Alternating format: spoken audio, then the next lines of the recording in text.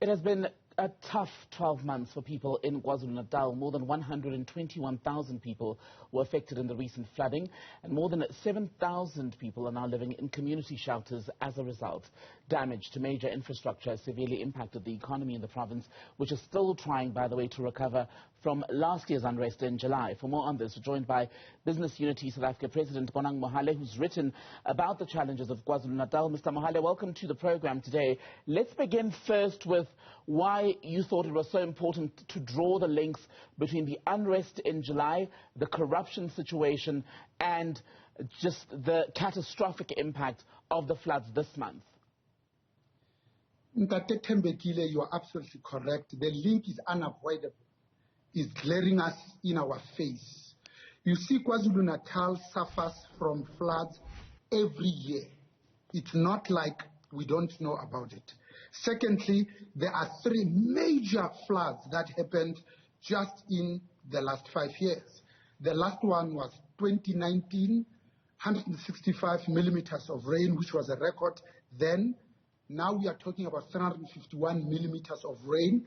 It needed 690 million rand to repair. 89 people died. But there was also one in 2018 in February caused by cyclone Domoina, where 850 milliliters of rain, almost 800 million rands worth of repairs was needed. And again, it killed 784 people. Now we are talking about 551 schools last week. Now it's 663 schools. So I think these are the signs that actually we are not learning from the previous floods. We are not learning from extreme weather events. We are not learning from climate change. Lastly, Ntate Thembekile, it's that half of the water would not have caused the damage that it did had we just maintained the stormwater drains. Just what we have. Not even build new ones, not even upgrade them.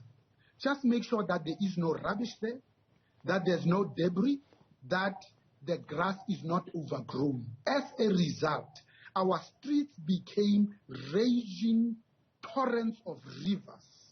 And therefore, the soil was so saturated that entire structures were swallowed. I think, yes, it's a natural disaster. Yes, it's the biggest that we have seen. But part of it is because we're just not doing planned and preventative maintenance. We're not spending the money on infrastructure. We're not even hiring good people just to go and clean. I mean, that is basic. So you talk about that being basic, and what you say, by the way, has been reflected in some of the reporting coming out of KZN, where communities have said that they don't believe that infrastructure has been maintained. They don't believe that there's enough of a stormwater drainage system in it. We need to prevent even a repeat of what we've seen this year and even as far back as 2019, right? Why then are we so bad in this country at getting the basics right? The number one problem is because our leaders are focusing on the wrong things, on greed, on stealing, on the next election, not on the next generation. Secondly, it's because of cadre deployment. You see, if the ANC was giving us their best cadres, we'd leave them alone. But they're giving us absolutely their worst. People who don't even know what they're doing. As a result, they then hire consultants to tell them what is it that they're supposed to be doing in the first place. But the intent is not to improve the quality of lives of the majority of our people, or even those that are less fortunate than us. The intent is industrial scale looting. People are not happy that they've got 1 million. No, they want 1 billion. Lastly, I think it's also getting rid of the good people who know what is it that they're supposed to be doing. So remember state capture, as we are waiting the now Chief Justice Raymond Zondo's last report on ESCOM, amongst others. We've always understood that state capture rests on 4 legs. Number one, of course, is about repurposing the more than 740 state-owned enterprises and state-owned companies. Number two, it's about creating a shadow state. But number three, it's about replacing the good cops with the bad cops, whose only claim to fame is aiding and abetting state capture. Last year, of course, it was about capturing National Treasury because it owns the PIC, the biggest asset manager in the continent. But also it owns SARS. That's why the Guptas could have a wedding for 30 million that they stole from a Stina farm in the Free State. As if that's not enough, they claim it back as a business expense, and Tom Moyani give it back to them at SARS. All of these things are linked.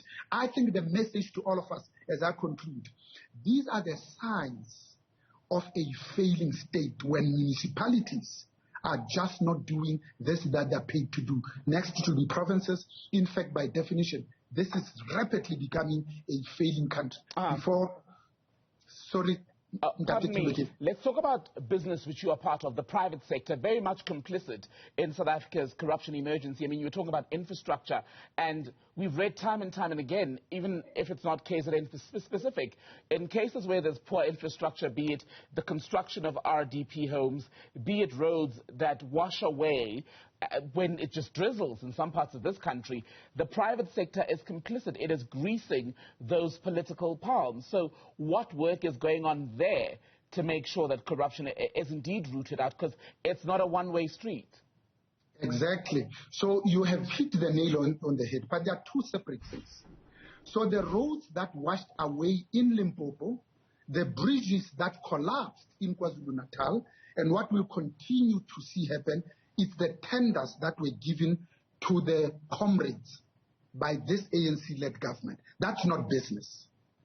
But where you are right is that, yes, business itself has been named by the Zondo report number 1. 874 pages. It took 4 years, 400 working days, more than 300 witnesses at a cost of R1 billion, 1,438 companies and individuals named. And Chief Justice Raymond Zondo also had some choice words about business itself, and it names them. It talks about Nedbank, about Standard Bank, about Bain and Company. It talks about PwC and others. So where the work that we are doing at Busa, where we are the apex organization of 55 other organizations, not just individual companies, we are very clear and categorical that I think a major intervention is needed to bring business back to its moral fiber, to it being conscious capital, but also patriotic capital. Because we cannot speak about a just society when business is seen to be at the apex of injustice. What is required is bold and incisive leadership, which business itself must provide. That's why we went to the President of the Republic, President Matamela Ramaphosa, and said, for those of us who have been named in the Zondo report number 1, we support all the recommendations. Okay. Those businesses must be charged, they must be convicted, they must be sentenced, and most importantly, they must serve time. So we will give you 2 things, Mr. President, so that we are seen to be just as enthusiastic and passionate going after our own, like we did after government when there were thieves. Said 1, we'll give you money that will be ring-fenced under Section 38 of the Constitution that talks about the employment of senior counsel. And we'll give it the best amongst us in terms of sweat equity, people who know commercial law, from Edward Nathan Sonnenberg, Wexman, whether you need 2 people or 200 people, we'll give you. Because that's what we did, by the way, when we formed the Solidarity Fund in response to the pandemic. We had 400 volunteers, 100 companies. We pledged 5 billion rand in a week. We banked 3.2 billion rand. As business, we're going to say not on our watch. Even though it's a few alleged and rotten potatoes, we're going to make sure that they are rooted out and defeated. I'm probably asking the impossible here in 30 seconds or less. Do you really think that the state capture report will make much of a difference in taking the country on a different course? Absolutely. 1, because you see, you must take the top state capture miscreants to jail, not in and of itself, Because when you do that, you send a strategic message to the 10,000 local municipality people who, on your phone and say, I've done the work 9 months, I've not been paid. They have the audacity, the gall to say, oh, we can see your invoice. It's at the bottom. Do you want to bring it on top? You say, yes. I say, what's in it for me? Such is the confidence that these people have. I think it needs to be stopped. And as business, we want to play our part. All right. We played our part during the COVID rollout, and we now want to play our part in making sure that our children don't disown us. Bonang Mohale.